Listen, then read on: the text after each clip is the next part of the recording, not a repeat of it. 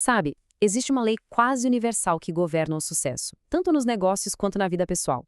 Hoje, a gente vai desvendar essa lei, o princípio de Pareto. É uma ideia que, uma vez que você entende, muda completamente a forma como você enxerga suas prioridades. Olha, essa afirmação que está na tela, ela é bem forte, né? A grande maioria do que a gente conquista vem de uma minoria surpreendentemente pequena de ações. Parece até meio contraintuitivo, mas como a gente vai ver, esse desequilíbrio está em toda parte. Colocando em termos mais formais, isso é o princípio de Pareto, ou como é mais conhecida, a regra 80-20. Pensa nisso como uma ferramenta de análise fundamental na administração e na economia, porque ela permite que a gente identifique e foque no que realmente importa, separando o que é essencial do que é só trivial. Bom, e o que a gente vai ver hoje? Nosso roteiro é este aqui. Vamos começar com a definição, passar pelas origens, ver a aplicação na prática, chegar num conceito mais avançado e, por fim, vamos refletir sobre como focar no que realmente faz a diferença. Para entender de onde vem todo o poder desse princípio, a gente precisa voltar um pouquinho no tempo. A nossa história começa com uma observação sobre distribuição de terras e, olha só, termina revolucionando a gestão da qualidade na indústria moderna. Então, esse aí é Vilfredo Pareto. Lá no final do século XIX, ele percebeu uma coisa bem curiosa na Itália. Cerca de 80% das terras, da riqueza toda, pertenciam a apenas 20% da população. O mais interessante é que ele foi investigar em outros países, em outras épocas, e, para surpresa dele, o padrão se repetia. E aqui está o pulo do gato. O Pareto fez a observação econômica, mas décadas depois, um guru da qualidade chamado Joseph M. Juran pegou essa ideia e transformou numa ferramenta de gestão poderosíssima. Foi ele quem batizou de princípio de Pareto e criou o termo os poucos vitais e os muitos triviais, provando que a maioria dos defeitos de qualidade vem de pouquíssimas causas.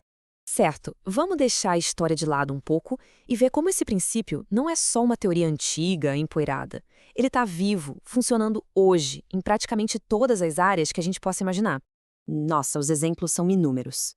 No mundo dos negócios, é muito comum que 20% dos clientes gerem 80% do lucro. Em vendas, talvez 20% da equipe feche 80% dos contratos.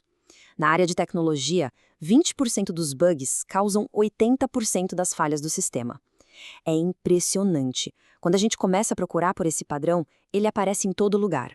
E olha que incrível. Essa imagem aqui mostra como a observação original do Pareto continua super atual. Esse gráfico mostra a distribuição de riqueza nos Estados Unidos em 2023.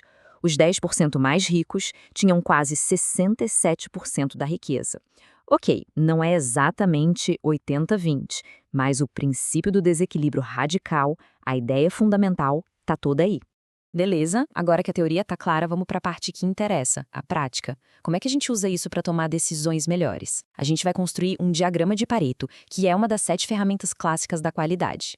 A pergunta que não quer calar para qualquer gestor é essa, né? Com tantos problemas, tantas tarefas, onde é que a gente deve focar a nossa energia e os nossos recursos? A análise de Pareto nos dá essa resposta. Tudo começa com dados. Não tem jeito. O primeiro passo é simples: listar os problemas ou as causas e contar quantas vezes eles acontecem. Nesse exemplo aqui de uma empresa de eletrodomésticos, a gente vê que defeito no produto aconteceu 75 vezes. Claramente o problema mais comum. O processo é bem direto, sem mistério. Depois de listar e ordenar, a gente calcula o percentual de cada causa e, o mais importante, o percentual acumulado. O passo final é construir o gráfico. E é aqui que uma lista de números vira um mapa claro para a gente poder tomar uma decisão. E tá aí o resultado, o diagrama de Pareto. As barras mostram as causas em ordem, da maior para a menor, e a linha representa o percentual acumulado. Repara só como as duas primeiras barras, os poucos vitais, já somam 71% de todos os problemas. Ou seja, resolvendo só essas duas causas, a gente já elimina a maior parte da dor de cabeça. Isso é foco. Agora, vamos aprofundar um pouco mais.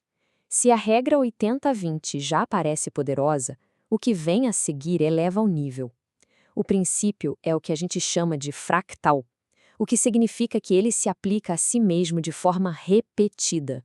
Vamos partir da premissa que a gente já conhece a regra 80-20. Mas e se a gente aplicasse essa mesma regra, de novo, só que agora só dentro daqueles 20% que são os mais importantes? Pois é, a matemática é clara. Dentro dos 20% mais importantes, existe um outro grupo ainda mais vital. Apenas 4% de todas as causas são responsáveis por cerca de 64% de todos os resultados. Isso revela o poder do foco extremo. Não é só sobre priorizar, é sobre encontrar a prioridade dentro da prioridade.